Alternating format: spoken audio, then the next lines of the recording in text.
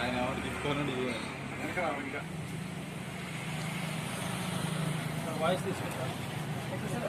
Party 10 సంవత్సరాల సుదీర్ఘ ప్రయాణంలో పార్టీ విధానాలను, భావజాలాన్ని, ఆశయాలను ప్రజల్లోకి తీసుకెళ్లడంలో భాగస్వాములు అయినందుకు మీ విలువైన సమయాన్ని కేటాయిస్తున్నందుకు మనస్ఫూర్తిగా ధన్యవాదాలు.